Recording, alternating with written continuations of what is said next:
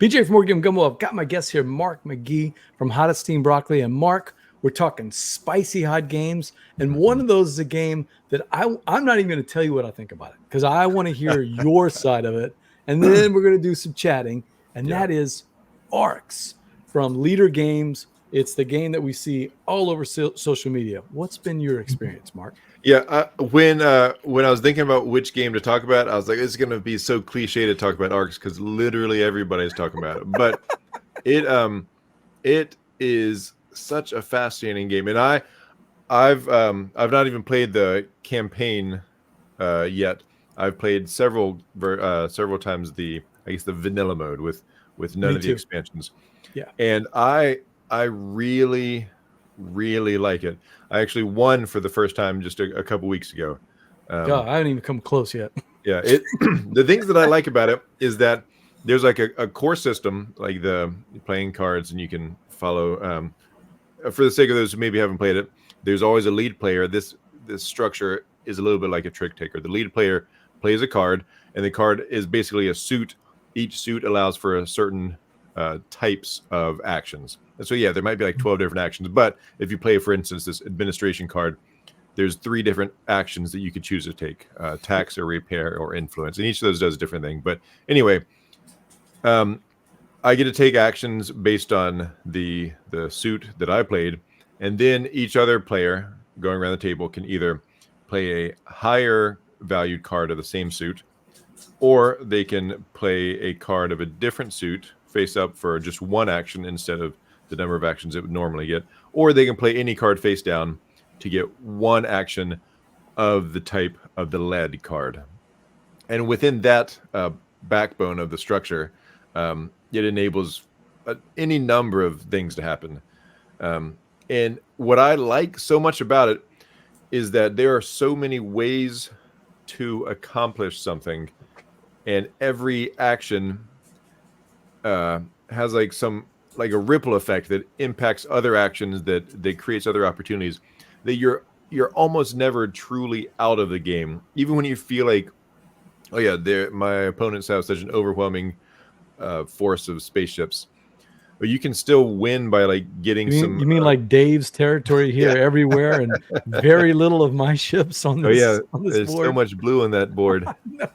Yeah, you see my very lonely yellow ships, you know?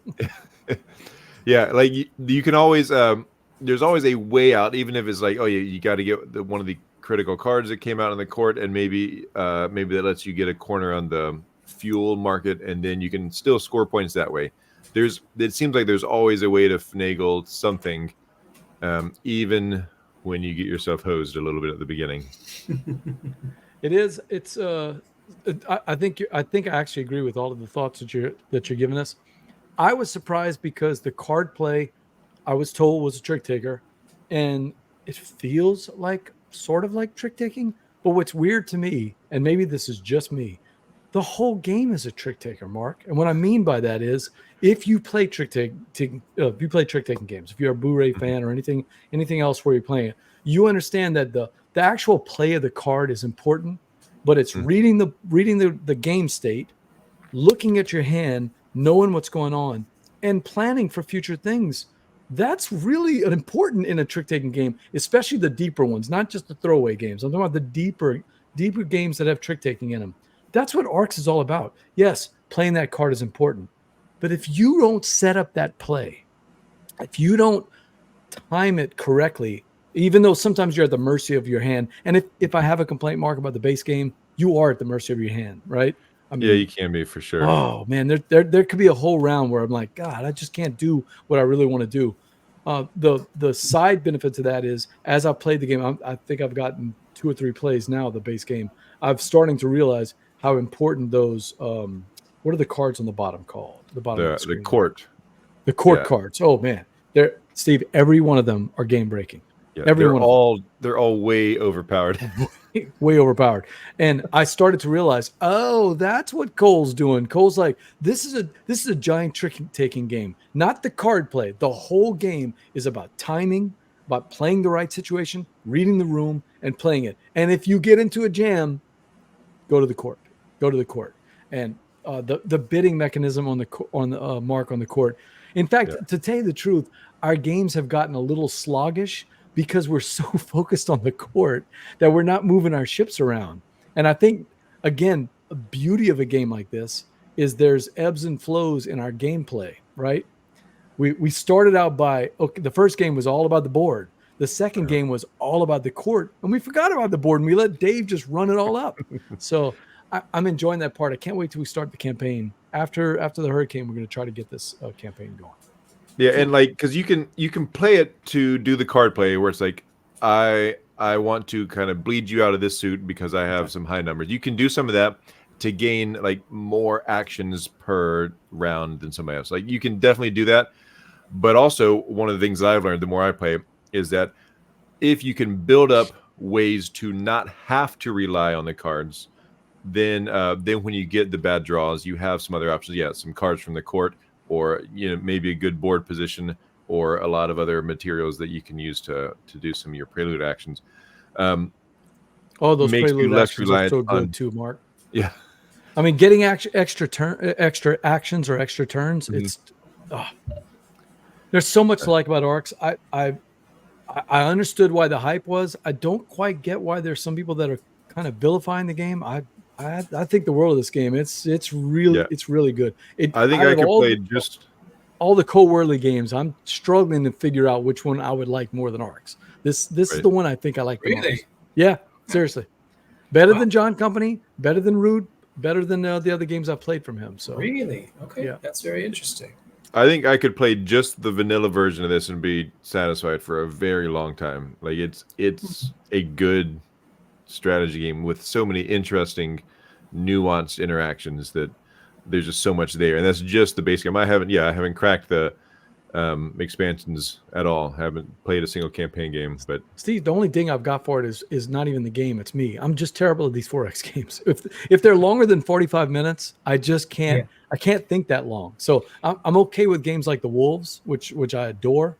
But you start getting into these hour and a half, 2 hour, 3 hour, dudes on a map type games, and I lose focus. I go for the shiny bauble instead of focusing on scoring points. And this game, Steve, really comes down to, Mark, I don't know how your games have been.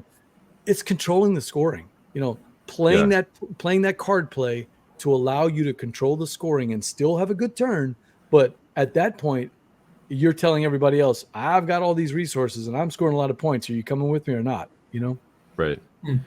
Interesting. Yeah, and I've always had like an ebb and flow of it. Like you can choose to peak. Like if I think that I have a shot at making a lot of points on this round, I can just go hard for it and maybe win the game, or if I don't, then maybe I'll have a next round where I score almost absolutely nothing. So you have to like build up to a big scoring round sometimes.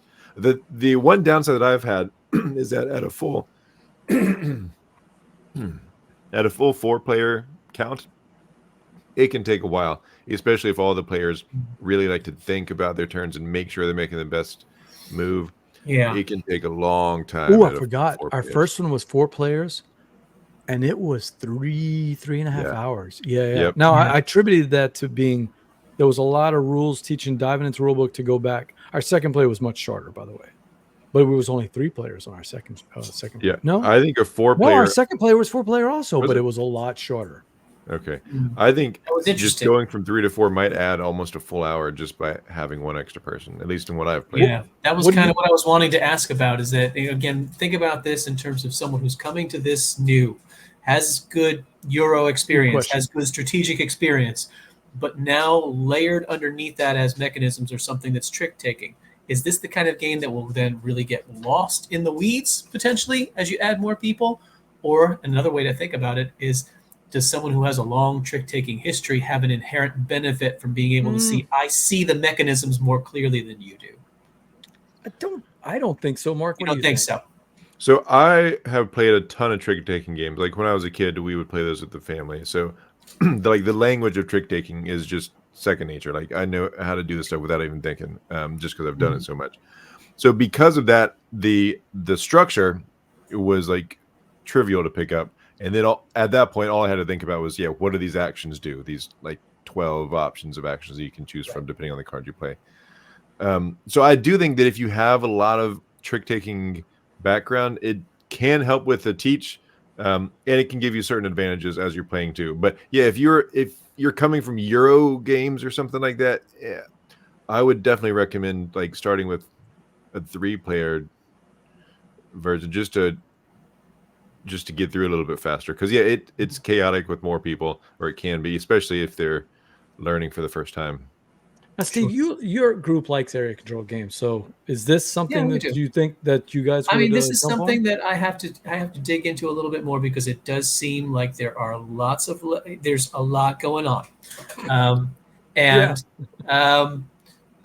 there are some groups where I could see they would just eat this up with a spoon, and there are other groups where I would say, no, let's play the crew.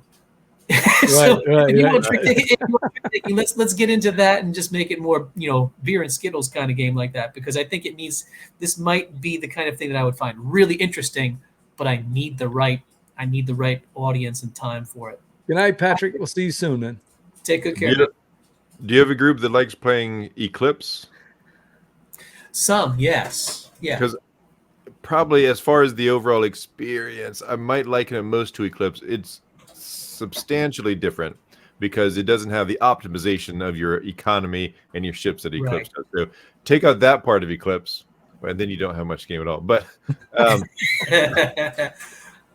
you're talking about its feeling and vibe and layers to it. Yeah, and like the overall complexity. Like Eclipse is a game similar to ARCS in that once you played through it once, like there's a lot of rules in both these games, but when you play through it once, you're like, oh, okay, I get it. And your second time, most of them come back without even trying, because it kind of makes sense. Yeah, that makes a lot of sense. That makes a lot of sense to me, that first play would be the kind of thing that clicks in line and you say, oh, you get that, what we call in our groups, the pancake game. The first one's like, all right, we get the idea. First pancake out of the pan is never that great, but you want to come back for more pancakes. Yeah. The thing that I would worry about in a 4-player game when someone's coming to it new is this the first time they're ever eaten a pancake, and are they never going to come back if they have a bad experience? So finding that fine line between people wanting to get more of it versus being turned off by a 3-hour learning game might be that question of, who am I matching this with? Yeah.